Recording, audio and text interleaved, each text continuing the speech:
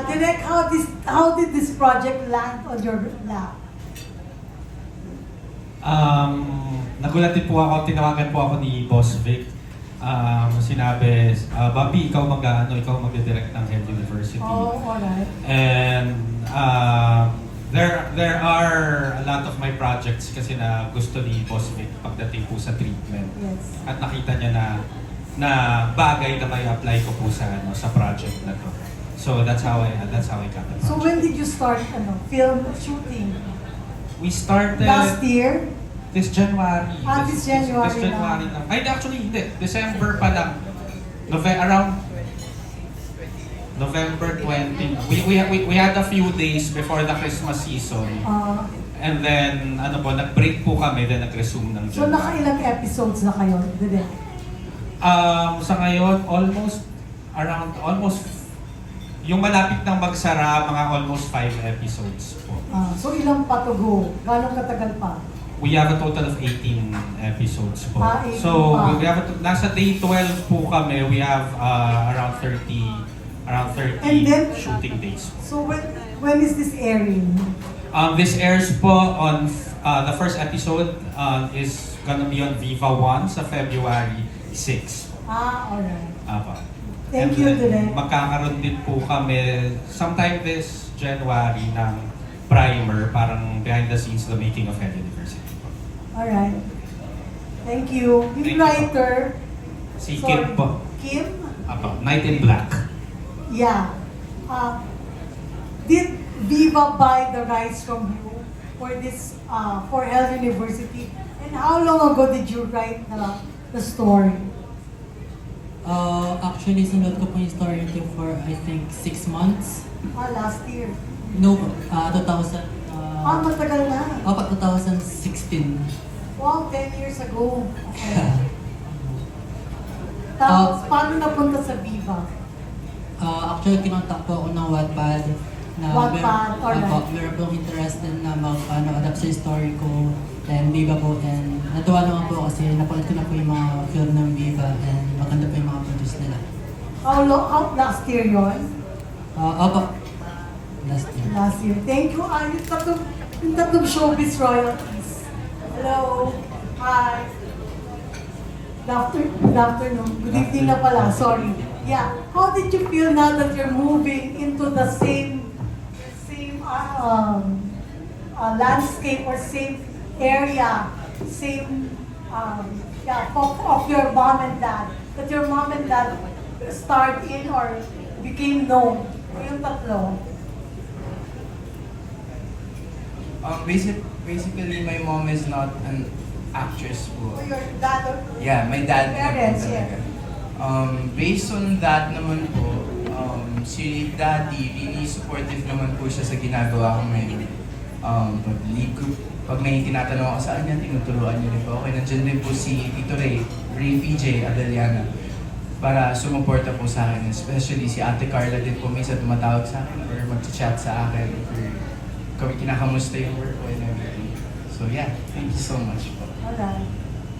Hi, Andre. Hello po, good Happy New evening po. Year. Happy New Year po.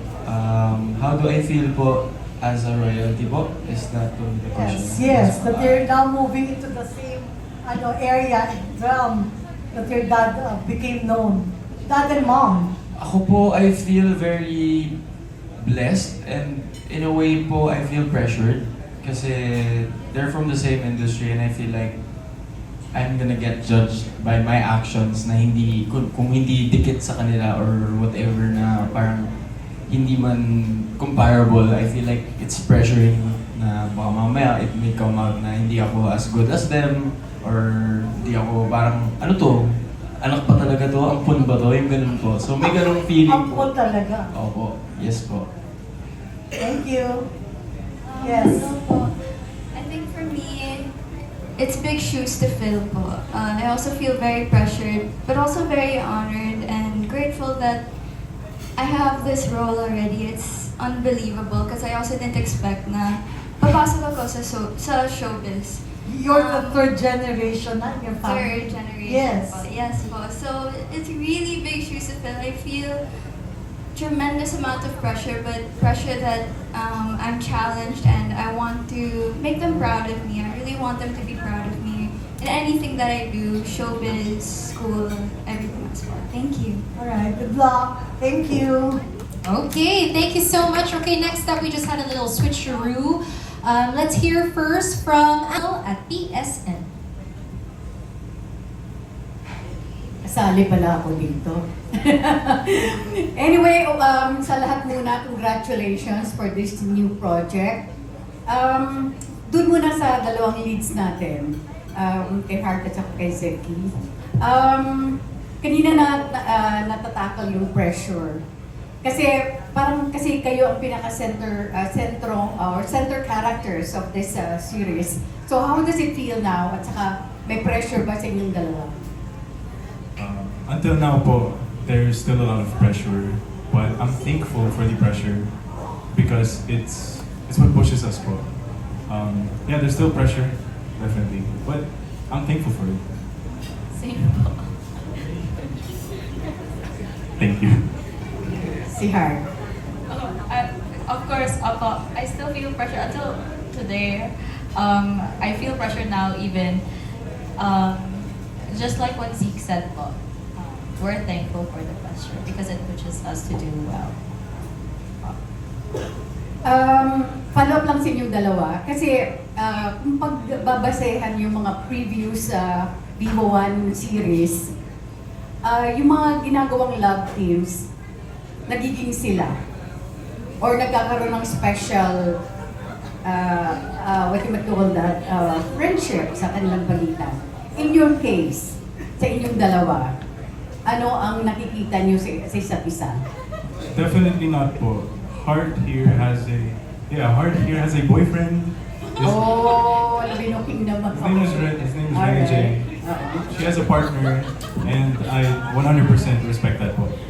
Pero we're cool. We're friends. How about you? How about you, Zeki? Are you taken? I'm single po. I'm single. Okay. I choose to focus on work. Alright. Thanks for being honest. Zeki muna, yung writer muna. Ano ang naging inspirasyon mo para mabuo mo itong Hell University? Yung inspiration ko talaga dito yung napanood ko na The Purge movie. Actually, pinanood po namin yun sa school. Tapos after po na nagkaroon kami ng mga biruan ng mga friends ko na what if magkaroon ng purge sa school, saan kami magtatago. Parang doon po talaga umikot yung inspiration ko. Anong pakiramdam mo ngayon na nakikita mo na naman, nabibigyan na ng totoong buhay yung mga characters na binuo mo? Actually, it still feels surreal po. Actually, pwede po makapaniwala na andito kami lahat eh. Hindi ako makapaniwala na yung mga character na sa imagination ko lang dati, totoo na. But I'm proud of them and alam ko na magagamit pa ng talaga ng roles. Thank you. And of course, kay Direk. Direk, congratulations. So happy for you. Thank you, Tita Aster. How does it feel also? I think if I'm not mistaken, this is the very first series